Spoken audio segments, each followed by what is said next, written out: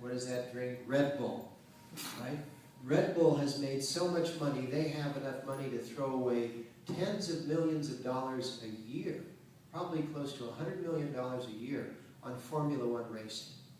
I mean, when a corporation is sponsoring a Formula One racer, you know that they got nothing to do.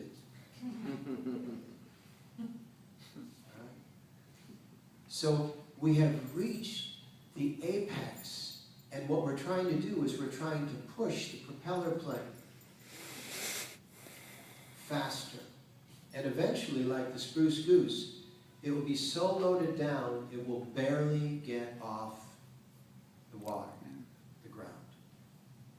And that's what we see happening. A lot of the violence that is taking place in sports is because those athletes are putting fuel in their bodies. That if they're not out on the playing field kicking each other around, they're in their home kicking each other around.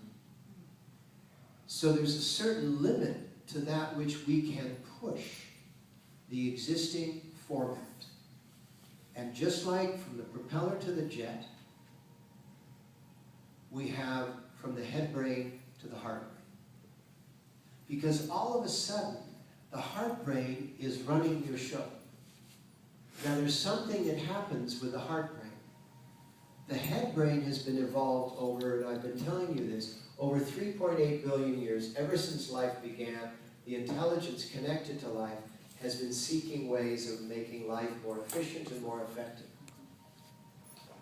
The first living things were single-celled events, and the first multi-cell creatures were called colonies.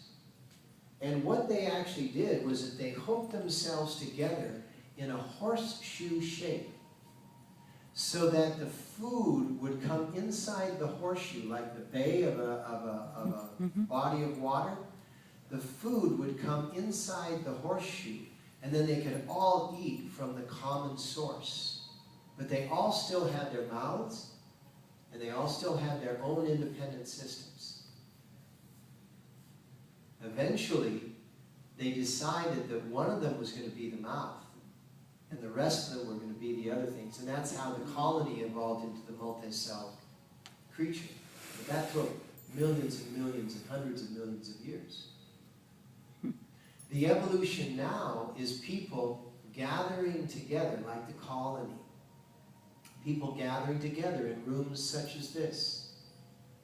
And the movement is to create a safe environment, which is what they did. The colonies would gather together to create a safe environment into which food would accumulate and they could all feed on it. What we're doing is we're producing these safe environments in which we do not need to be in our head, which is solving for the idea of unsafety, problems, challenges. The head brain evolving over the last 3.8 billion years is just to find the problem and solve it. Locate the problem and solve it. Now that takes a lot of energy. What if you were creating this safe zone that you didn't have to look for a problem, that taking energy? You just saw, not looked for, but intuitively, by nature, saw the pathway through. You didn't look for anything. You didn't look for the problem, and then once finding it, figure out the solution. Because that takes a lot of energy. But you weren't a propeller plane, you were a jet plane. A jet plane still has a propeller, but it's enclosed in a housing that has this aerodynamic condition, which is forcing air through a large volume of air through a very small opening, which by nature, by the pneumatic nature, that pneumatics is like hydraulics, only using air. When you force air through a small opening, it increases in speed, and that's how a jet operates. It's not a propeller out there in the open. It's a propeller in an enclosed housing. So the heart brain is no longer looking for all of that which the propeller was looking for. It's actually just knowing. The heart brain knows. And what allows the heart brain to know is that it doesn't have an inclination to find a problem.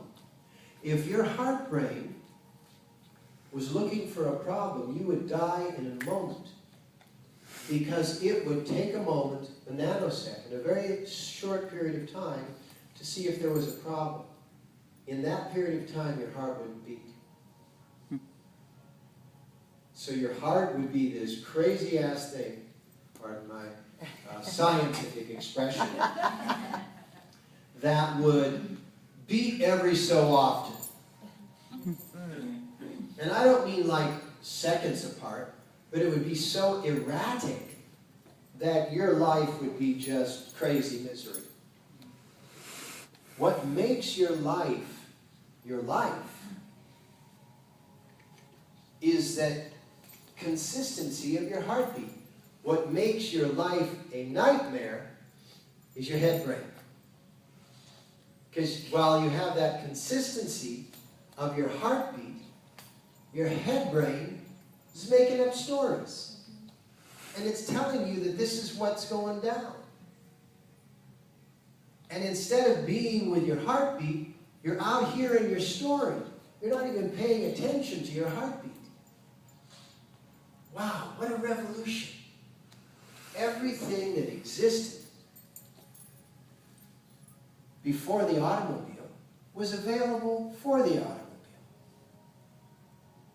Everything was there. The iron was there. The iron ore was there. The rubber was there. Everything was there. It's just that nobody had put it together yet. Wow. In a world in which there's a desperate need for peace and calm, everything is there for peace and calm.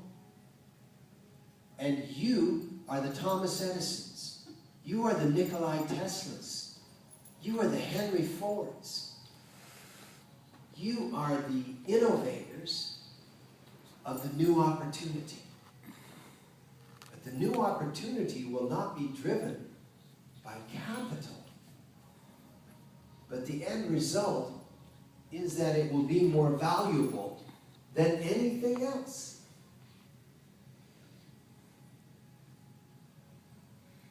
That is what we are involved in. And that is why Yogi Bhajan brought Kundalini to the West, because I'm not saying that he knew this.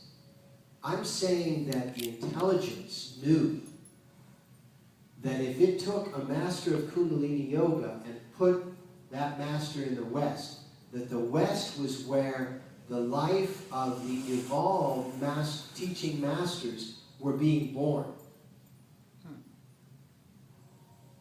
The West is where you were being born. And I don't mean like the not being born other places, but the other places had not yet fulfilled their fulfillment of insanity.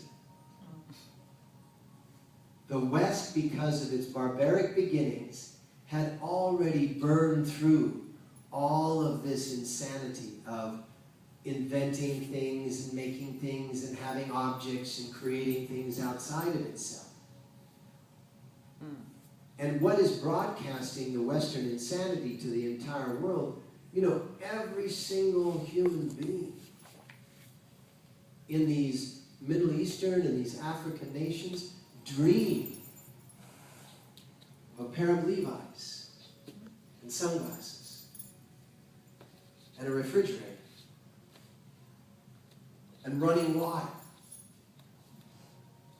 none of which brings an advanced state of consciousness, none of which brings peace. As a matter of fact, in many instances, it brings war. So those of us who have evolved through the industrialized nations have already perhaps, hopefully, gotten our fill of the need to acquire. And now we're looking forward to the need of evolutionary enlightenment. And that's the new product line.